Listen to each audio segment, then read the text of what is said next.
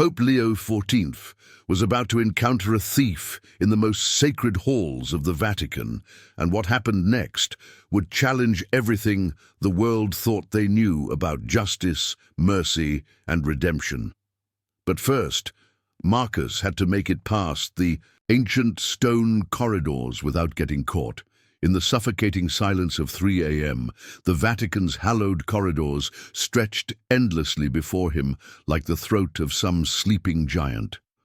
Marcus pressed his back against the cold marble wall, his breath coming in shallow, controlled bursts that seemed to echo despite his efforts at silence. The moonlight filtering through the stained glass windows cast fractured colors across the floor, creating a kaleidoscope of saints and angels that seemed to watch his every move with disapproving eyes.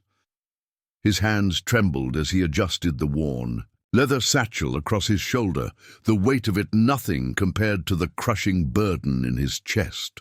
6 months ago, he had been a construction foreman with calloused hands and an honest paycheck. 6 months ago, his 8-year-old daughter Sophia had been running through their small apartment, her laughter filling every corner with light. Now, she lay in a hospital bed, her small body fighting a battle that required weapons he couldn't afford.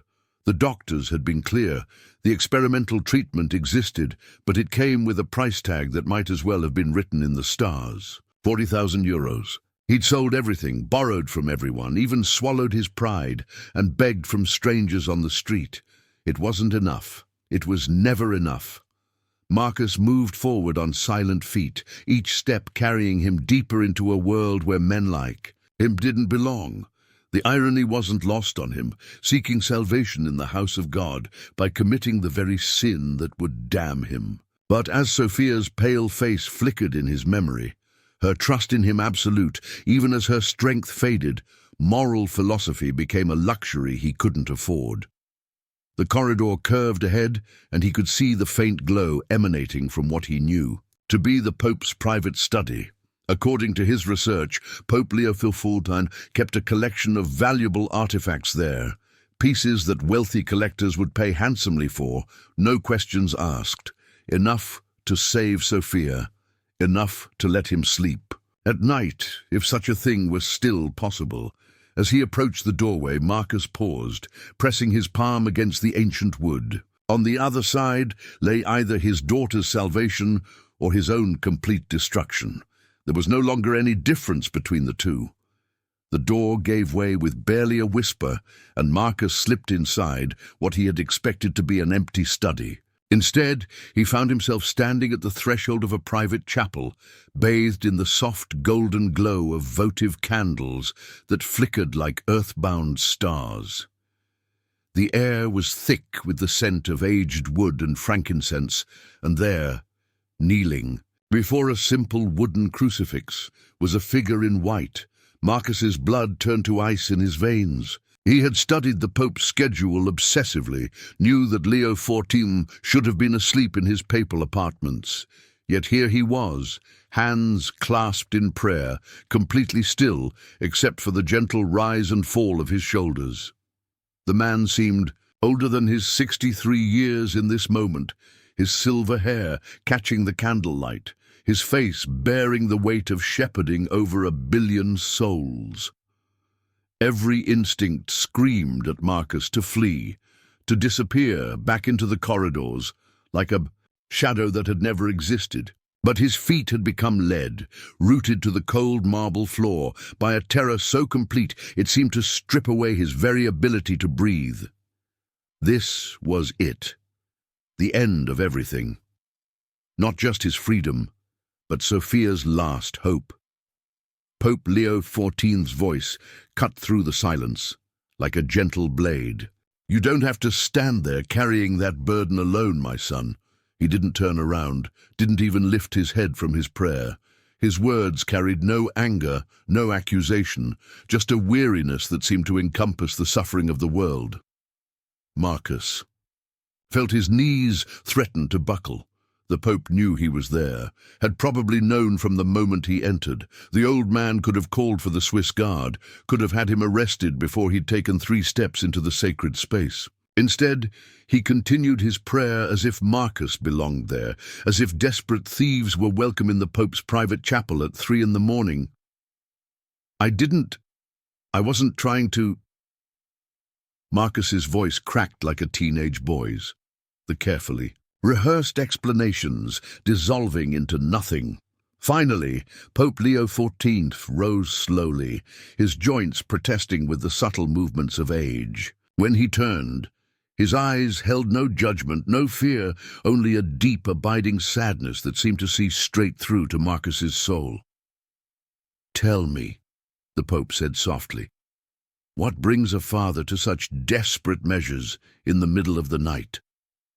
The question hit Marcus like a physical blow. The Pope somehow knew, not just that he was there, not just that he had come to steal, but that behind it all was a father's breaking heart.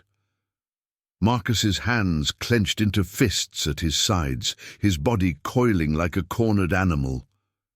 "Don't," he said, his voice raw with warning.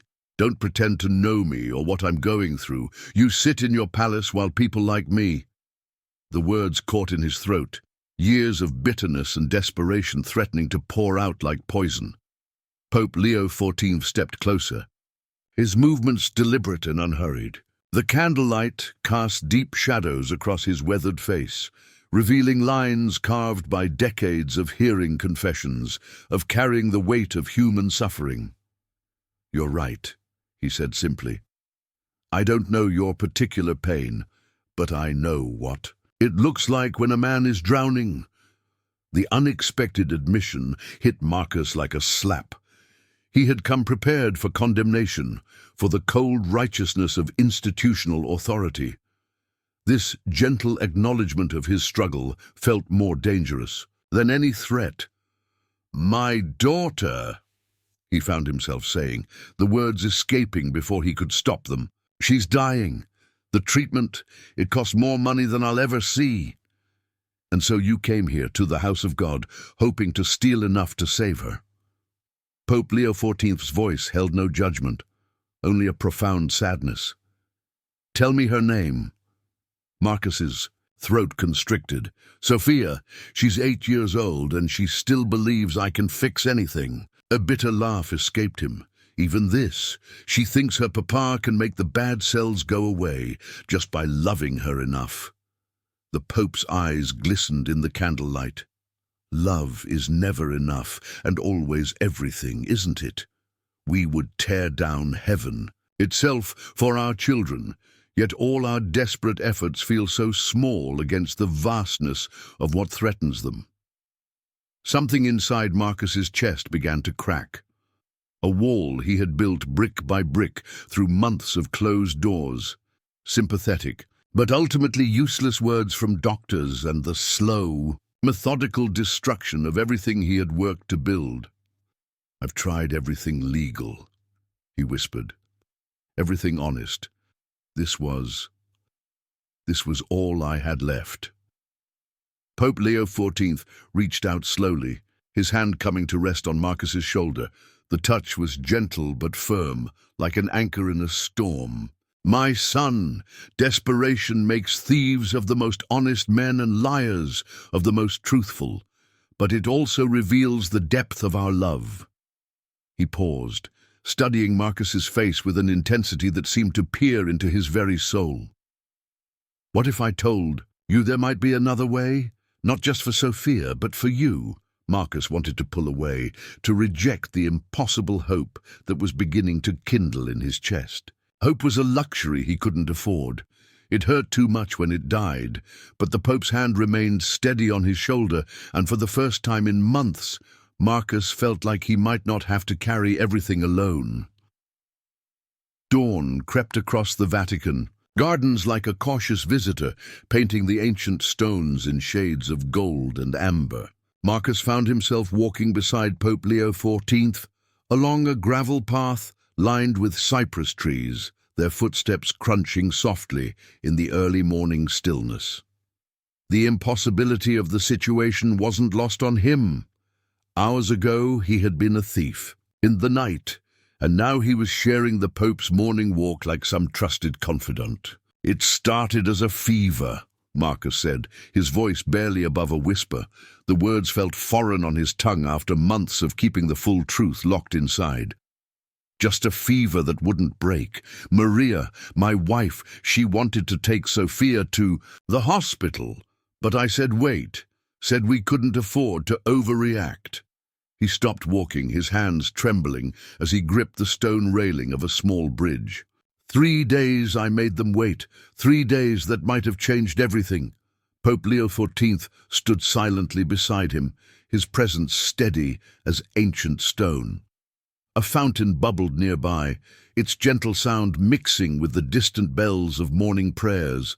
Leukemia. Marcus continued, the word still feeling like a curse in his mouth. Acute lymphoblastic. The doctors speak in percentages and treatment protocols, but all I hear is my little girl asking why she's so tired all the time. His voice cracked. She draws pictures of us in the hospital room, always draws herself with hair, even though he couldn't finish the sentence. The Pope's weathered hand found the railing beside Marcus's. And your wife? Maria works 3 jobs now. Cleaning offices before dawn, stocking shelves during the day, doing laundry for the neighbors at night. She falls asleep standing up sometimes. Marcus's laugh was hollow. We take turns being strong. When she breaks down, I hold it together. When I can't take another medical bill, another insurance denial, another doctor explaining why the experimental treatment that might save Sophia isn't covered, she becomes made of steel. Maria works 3 jobs now, cleaning offices before dawn, stocking shelves during the day, doing laundry for the neighbors at night. She falls asleep standing up sometimes. Marcus's laugh was hollow. We take turns being strong. When she breaks down, I hold it together. When I can't take another medical bill, another insurance denial, another doctor explaining why the experimental treatment that might save Sophia isn't covered, she becomes made of steel. The sun was fully visible now, casting long shadows across the garden. Marcus watched a sparrow land on the fountain's edge, drinking peacefully while his world remained in pieces. The construction company let me go after I missed too many days at the hospital. No health insurance, no steady income, and Sophia getting sicker. He turned to face Pope Leo XIV, his eyes red-rimmed but determined. So yes, I came here to steal from you, from God himself, if that's what it took, because what kind of father would I be if I didn't try everything? The Pope's next words would either damn him or save him, and Marcus found himself holding his breath for an answer that might change everything. The Pope's private study felt worlds away from the serene garden they had just left. Ancient volumes lined the walls from floor to ceiling, their leather spines bearing the weight of centuries of theological debate and human wisdom. Marcus sat rigid in a burgundy chair that probably cost more than his monthly rent, watching Pope Leo XIV settle, behind an ornate desk with the ease of a man comfortable with power. The Vatican Children's Foundation has discretionary funds for medical emergencies, the Pope said without preamble, pulling out a leather-bound ledger. 40,000 euros is significant, but not impossible. I can authorize the transfer today. Marcus felt the world tilt on its axis. What? The words came out strangled, disbelieving. You're saying you'll just give me the money? I'm saying Sophia deserves every chance at life, and her father deserves to sleep at night, knowing he didn't have to compromise his soul to save her. The heavy oak door burst open with such force that it struck the wall behind it. Cardinal Terretti strode in, his scarlet robes billowing like storm clouds, his angular face etched with barely controlled fury. At 65, he possessed the kind of austere authority that could make grown men confess sins they hadn't committed. "Your Holiness," Terretti said, his voice carrying the chill of Arctic winds, "I trust you're not seriously considering what I think I just overheard." Pope Leo XIV didn't look up from his ledger. Cardinal Toretti, may I present Marcus Delacroix. Marcus, Cardinal Toretti oversees our financial affairs. Marcus started to rise, but the cardinal's withering stare pinned him to his chair. The man who broke into the Vatican last night. The thief you should have turned over to the authorities hours ago. The father, Pope Leo XIV corrected gently, who found himself in an impossible situation and chose the wrong solution. Cardinal Toretti's hands clenched at his sides. Holy Father, with all due respect, we cannot simply hand out funds to every desperate criminal who infiltrates Vatican City. The precedent this sets... The precedent, the Pope interrupted, his voice carrying an edge of steel Marcus hadn't heard before, is that the Church cares more about saving lives than protecting protocols. And when word of this spreads, when every beggar and opportunist in Rome realizes they need only craft a sob story dramatic enough to breach our walls, Cardinal Toretti's voice rose. We'll be overrun within the week.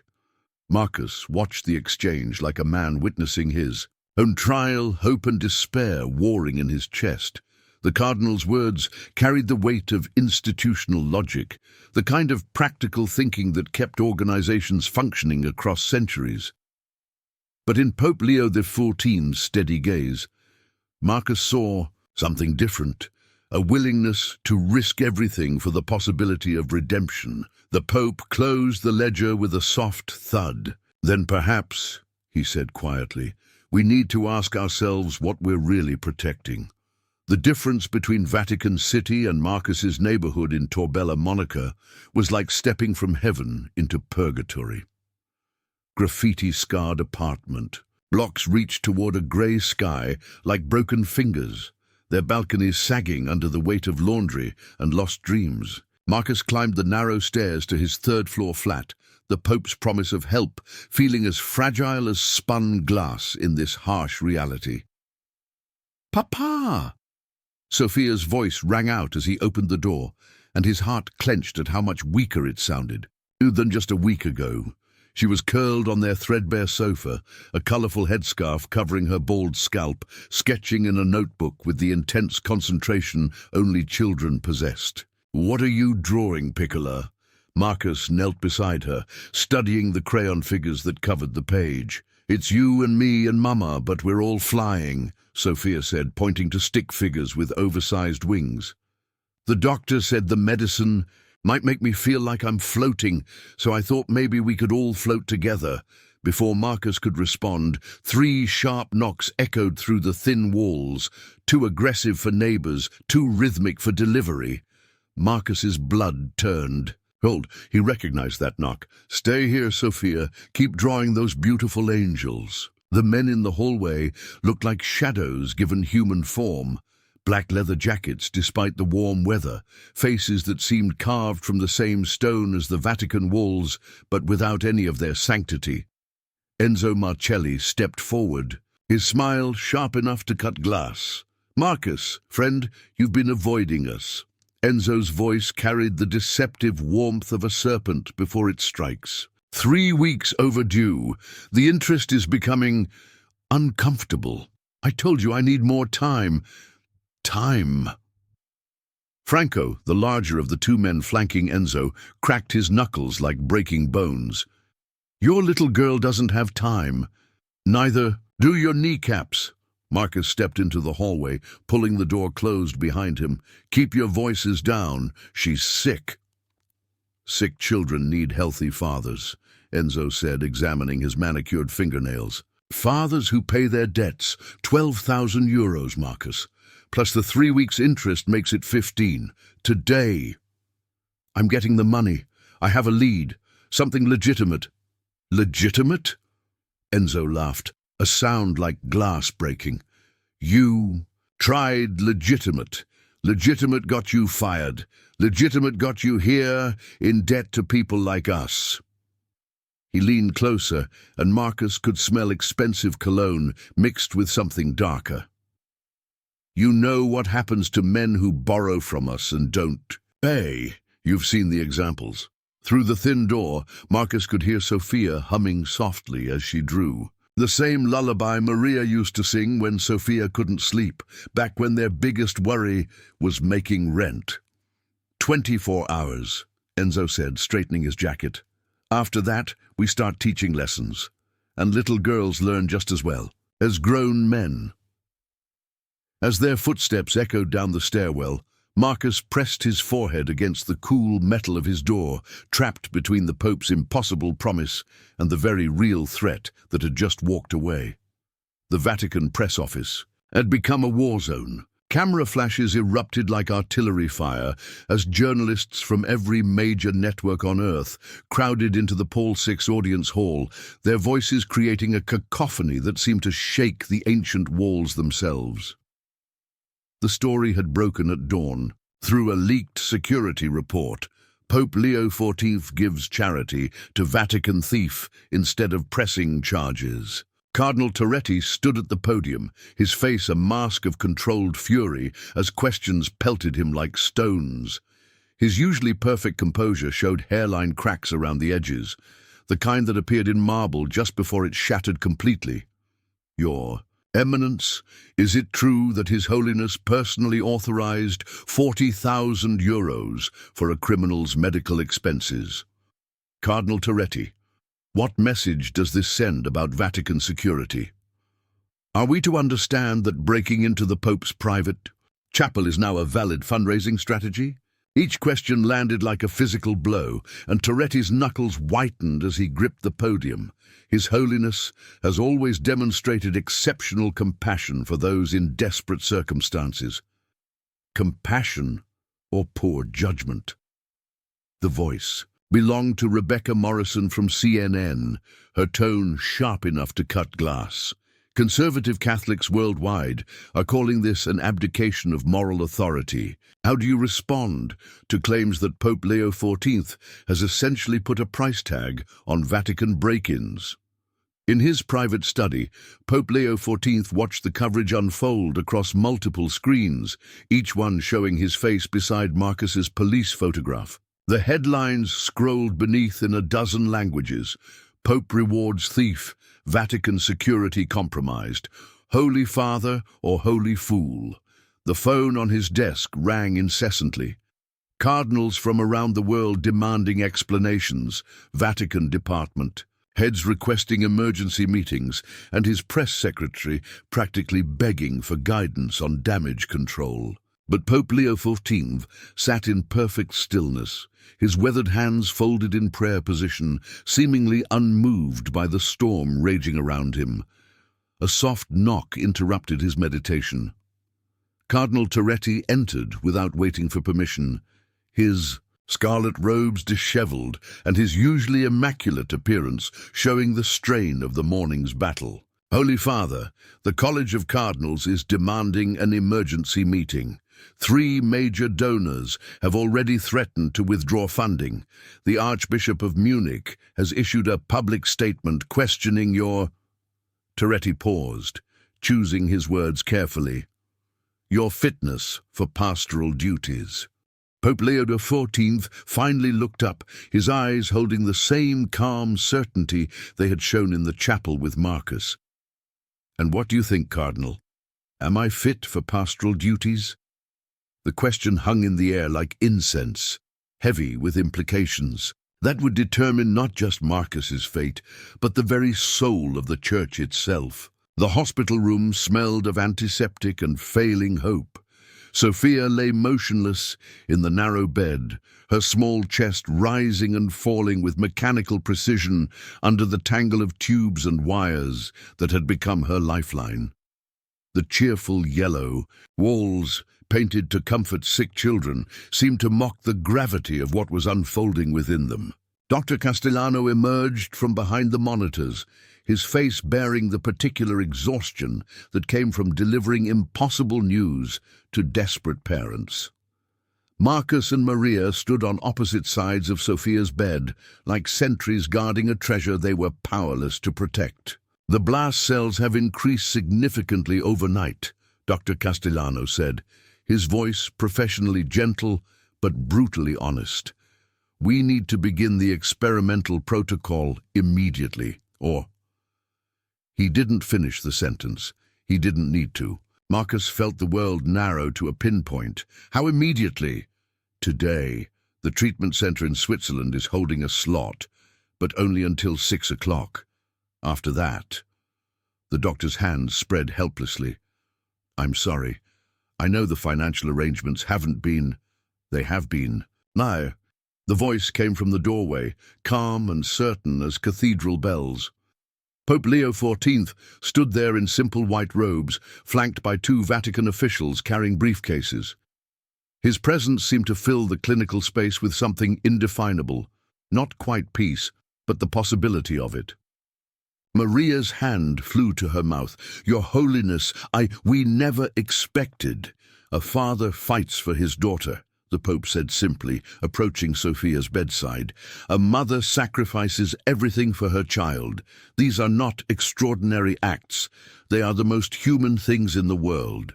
He looked down at Sophia, her pale face serene in unconsciousness. And sometimes, grace finds a way to meet courage halfway. One of the Vatican officials opened his briefcase, withdrawing an envelope that seemed to glow with possibility. The transfer has been completed to the Swiss treatment center. Transportation has been arranged. Marcus stared at the envelope as if it were a mirage that might vanish at any moment. Through the room's window he could see protesters gathering outside the hospital, some supporting the Pope's decision, others condemning it. Signs reading saint or sinner and reward thieves bobbed in the crowd like accusations. The whole world is watching this, Marcus whispered, his voice thick with emotion he couldn't name. They're calling you crazy for helping us, Pope Leo. XIV placed a gentle hand on Sophia's forehead, and Marcus could have sworn he saw her breathing ease slightly.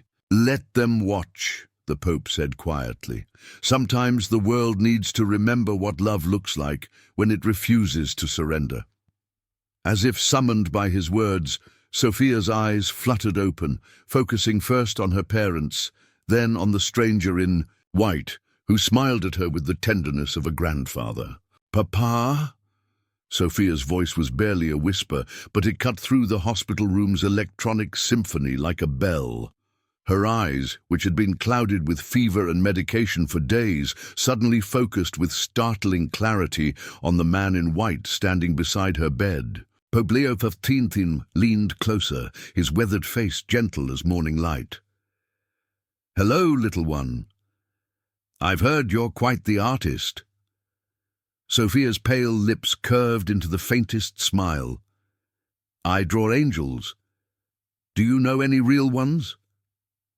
I believe I'm looking at one right now. Dr. Castellano, who had been preparing to discuss the urgent transport to Switzerland, paused mid-sentence as he watched his monitors. The numbers that had been steadily declining for weeks were stabilizing. Not dramatically, not in any way. That defied medical explanation, but enough to make him lean forward and check his equipment. Marcus watched his daughter's transformation with the desperate hope of a man who had learned not to trust good news. But there was something different in Sophia's eyes. A light that had been dimming for months suddenly seemed to burn a little brighter. Tell me about your angels, Pope Leo XIV said, settling into the chair beside her bed with the patience of someone who had nowhere more important to be. They have big wings that wrap around people when they're scared, Sophia said, her voice gaining strength with each word. And they whisper things that make you remember you're not alone. She paused, studying the Pope's face with the profound seriousness that only children possessed. Are you an angel? The Pope's eyes glistened. No, child, but sometimes, if we're very fortunate, we get to carry their messages. In the hallway, a nurse was calling for Dr. Castellano with unusual urgency. Through the glass partition, Marcus could see medical staff gathering around a computer screen, their faces reflecting something between confusion and wonder. Dr. Castellano excused himself and stepped outside, returning moments later with an expression Marcus had never seen on his face. the look of a man of science confronting something that challenged the very foundation of his understanding. "I need to run additional tests," the doctor said slowly, his eyes fixed on Sophia. "The blood work from an hour ago shows improvements that shouldn't be possible this quickly." Sophia reached out and took Pope Leo XIV's hand with the fearless trust that only the very young and very wise possessed. "I told you angels were real," she said to her father, her voice carrying a certainty that seemed to fill the room with light. Marcus felt something shift inside his chest, not just hope, but a recognition of something beyond his understanding, touching his daughter's life through the presence of this extraordinary man. Outside, the crowd's chanting grew louder, but in room 314, miracles whispered their presence in the steady beep of monitors and the renewed strength in a little girl's voice. The phone call came at midnight, shattering the fragile peace that had settled over Marcus since Sophia's miraculous improvement. Enzo's voice slithered through the receiver like oil through water, each word dripping with malevolent promise. "The whole world knows about your papal charity now, Marcus. Very touching. But debts don't disappear just because you've found a new friend." A pause, filled with the sound of traffic and distant laughter. "Via dei Cappuccini, 20 minutes. Come alone or we visit the hospital." Marcus's hands shook as he hung up. Sophia was finally responding to treatment, the doctors speaking cautiously of hope, and Maria had smiled for the first time in months. He couldn't let Enzo's shadow fall across that fragile light. The street Enzo had chosen was a narrow arterial vein in Rome's ancient heart, where medieval walls pressed close enough to block cell phone signals and muffle screams. Marcus arrived, to find 3 figures waiting in the amber glow of a single streetlight, their silhouettes sharp as broken glass against the stone. "You're punctual. I admire that in a man about to die." Enzo stepped forward, his expensive suit incongruous in the shabby surroundings. Franco and the third man, whom Marcus didn't recognize, flanked him like gargoyles come to life.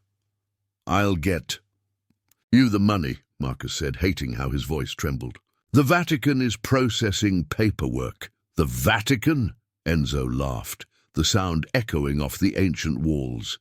"You think the Pope's charity extends to your gambling debts? To the money you borrowed for treatments that didn't work before you got desperate enough to break into churches?" Before Marcus could respond, the quiet rumble of engines filled the narrow street. 2 black sedans materialized from opposite ends of the alley, their headlights creating a corridor of light that trapped the 4 men like actors on a stage. Car doors opened with military precision, and Vatican security officers emerged. Not the ceremonial Swiss Guard, but the serious men in dark suits who protected the Pope when he moved through Rome's dangerous streets. Behind them, impossibly, Pope Leo XIV himself stepped into the light. "Gentlemen," the Pope said, his voice carrying the calm authority of someone accustomed to being obeyed by cardinals and kings, "I believe there's been a misunderstanding about Mr. Delacroix's obligations." Enzo's composure cracked like ice under pressure. "This is a private matter, old man. Vatican City's jurisdiction ends at its walls." Pope Leo XIV smiled with the patience of someone who had negotiated with world leaders and mob bosses alike. "Perhaps, but conscience has no borders, and mercy recognizes no jurisdiction." He gestured to the security detail. "These men are here to ensure that conversation, not violence, resolves our differences." Marcus watched in stunned silence as his 2 worlds collided in a medieval Roman street, the forces of grace and brutality facing each other under ancient stars. The Paul VI's audience hall had been transformed into something resembling both a courtroom and a cathedral.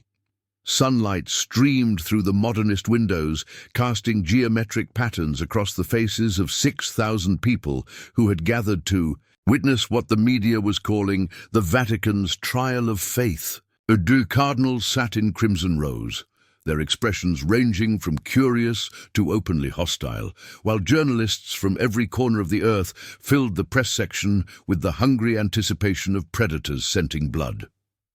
Marcus stood at the podium in a borrowed suit that hung awkwardly on his construction worker's frame, his hands gripping the marble edges as if they were the only things keeping him upright. Behind him, Sophia sat in a wheelchair, still weak but miraculously stable, her bright headscarf a splash of color against the austere surroundings. Maria held her hand, both of them watching with wide eyes as history unfolded around them. Pope Leo XIV had insisted on this public reckoning. Truth shared in darkness breeds rumors, he had told Cardinal Terretti that morning. Truth shared in light breeds understanding. Now facing an audience that included hostile cardinals, skeptical world leaders, and cameras broadcasting to hundreds of millions of viewers, Marcus began to speak. 3 months ago, I was a thief. His voice echoed through the hall's perfect acoustics, each word landing with the weight of confession. I broke into this sacred place not for greed, but for love. I would have stolen from God himself to save my daughter's life. A murmur rippled through the audience. Cardinal Terretti's face remained stone, but something flickered behind his eyes. Recognition. Perhaps of a father's desperate love, but I found something I wasn't looking for, Marcus continued, his voice growing stronger. I found a man who chose mercy over justice, grace over law. Pope Leo XIV didn't just give me money, he gave me back my soul. Sophia raised her small hand then, and the hall fell silent. Papa was scared, she said, her child's voice somehow reaching every corner of the vast space. But the angel man, she pointed to Pope Leo XIV. He told me that love makes everything possible, even miracles.